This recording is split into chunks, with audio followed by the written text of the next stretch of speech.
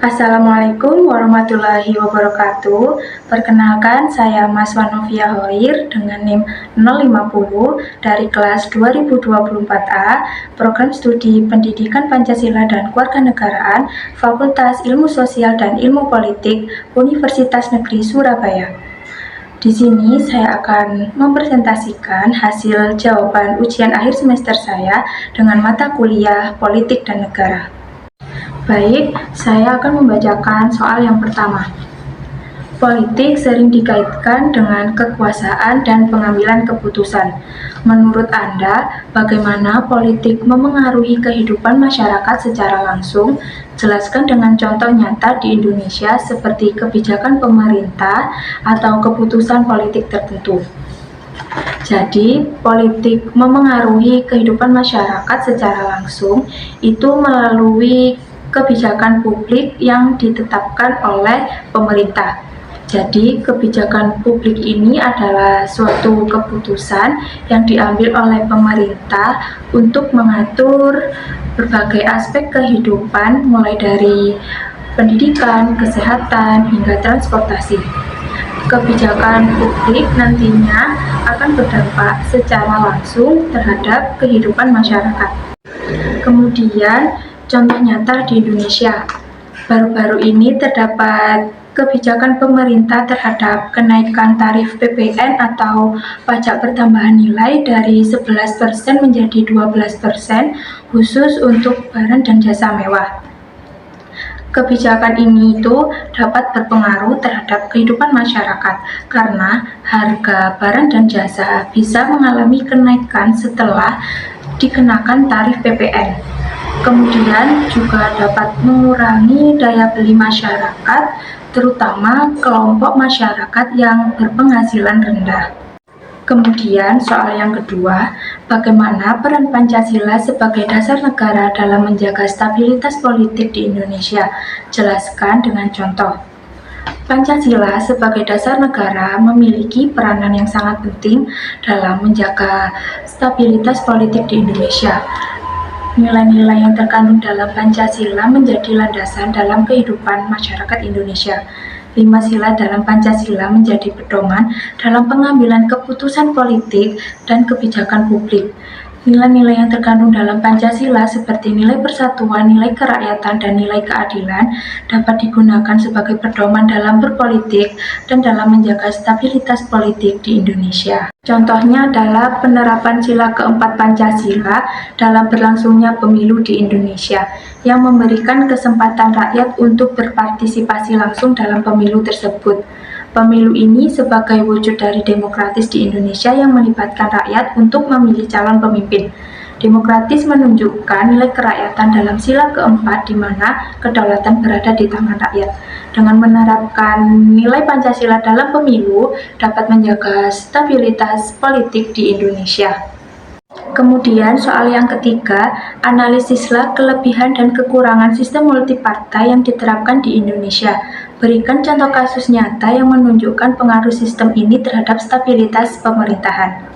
Kelebihan sistem multipartai yang diterapkan di Indonesia adalah demokrasi Indonesia menjadi lebih baik.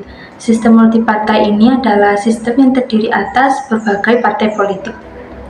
Adanya banyak partai politik yang berasal dari kelompok masyarakat membuat suara dan aspirasi rakyat dapat diwakili dalam pemerintahan. Sistem multipartai ini juga meningkatkan partisipasi rakyat dalam politik dan keterlibatan dalam demokrasi. Sistem multipartai juga memiliki kelebihan yaitu adanya oposisi antara partai satu dan yang lain. Selanjutnya, kekurangan dari sistem multipartai yaitu dapat menimbulkan persaingan yang tidak sehat, saling menjatuhkan antara partai satu dan yang lainnya, sulitnya membentuk koalisi antar partai yang dapat menyebabkan ketidakstabilan dalam pemerintahan. Kemudian contoh kasus nyata. Pada pemilu 2014, Joko Widodo dan Yusuf Kala diusung oleh koalisi partai PDIP, Nasdem, Hanura, dan PKB. Di sisi lain, Prabowo dan Hatta Rajasa diusung oleh koalisi partai yang lebih besar yaitu Gerindra, PAN, Golkar, PKS, PPB, dan PKB. Pada pemilu 2014 tersebut, Jokowi berhasil terpilih sebagai presiden. Dalam perjalanan pemerintahannya, Jokowi menghadapi tantangan karena dalam kabinetnya terdapat partai yang tidak tergabung dalam koalisinya. Kondisi ini membuat ketegangan politik dalam pemerintahan. Pengamat politik menilai bahwa era tersebut adalah era presiden rasa parlementer. Implementasi sistem presidensial bersamaan dengan multipartai tidak berjalan dengan lancar. Kemudian soal yang keempat, dalam sistem politik Indonesia, partai politik memiliki peran strategis.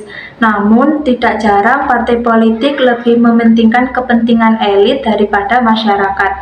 Jika Anda memiliki wewenang, langkah apa yang akan Anda ambil untuk mereformasi partai politik agar lebih inklusif dan demokratis? Langkah yang akan saya ambil jika saya memiliki wewenang adalah dengan meningkatkan partisipasi masyarakat.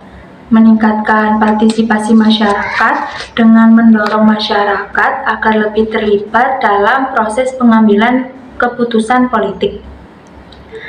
Kemudian dengan melakukan transparansi dan akuntabilitas, seperti kewajiban untuk melaporkan penggunaan keuangan partai, dan laporan keuangan tersebut harus dapat diakses oleh publik agar tidak terjadi penyalahgunaan keuangan oleh kelompok elit yang lebih mementingkan kepentingan elit daripada mementingkan kepentingan masyarakat. Kemudian soal yang terakhir yaitu bagaimana Anda menganalisis hubungan antara visi dan cita-cita nasional negara Indonesia sebagaimana tertuang dalam pembukaan UUD 1945 dengan dinamika politik saat ini. Apakah praktik politik di Indonesia saat ini sudah selaras dengan visi dan cita-cita nasional tersebut? Berikan analisis kritis disertai contoh konkret dan saran perbaikan. Jadi, visi negara Indonesia yaitu menjadi bangsa yang merdeka, berdaulat, adil, dan makmur. Serta cita-cita nasional negara Indonesia yaitu melindungi segenap bangsa Indonesia dan seluruh tumpah darah Indonesia, memajukan kesejahteraan umum, mencerdaskan kehidupan bangsa, dan ikut melaksanakan ketertiban dunia yang berdasarkan kemerdekaan, perdamaian abadi, dan keadilan sosial. Jika dilihat dengan dinamika politik saat ini, praktik politik di Indonesia masih menunjukkan ketidakselarasan dengan visi dan cita-cita nasional negara Indonesia. Praktik politik di Indonesia masih terdapat kebijakan yang diambil dengan lebih menguntungkan kelompok-kelompok tertentu daripada keuntungan rakyat. Selain itu, rakyat seringkali tidak dilibatkan dalam proses pengambilan keputusan, sehingga berakibat kebijakan yang diambil atau yang dihasilkan tidak sesuai dengan aspirasi rakyat. Dalam hal ini, rakyat belum mendapatkan kesejahteraannya. Contoh konkretnya adalah kasus korupsi di Indonesia oleh pejabat tinggi yang merugikan negara dan masyarakat, serta kebijakan publik yang tidak mementingkan rakyat, melainkan hanya mementingkan kepentingan elit. Saran perbaikannya adalah dengan mengembangkan kebijakan yang lebih inklusif dan mementingkan rakyatnya serta memberantas anti korupsi di Indonesia. Demikian presentasi yang dapat saya sampaikan. Apabila ada kesalahan kata, saya mohon maaf yang sebesar-besarnya. Saya ucapkan terima kasih dan wassalamualaikum warahmatullahi wabarakatuh.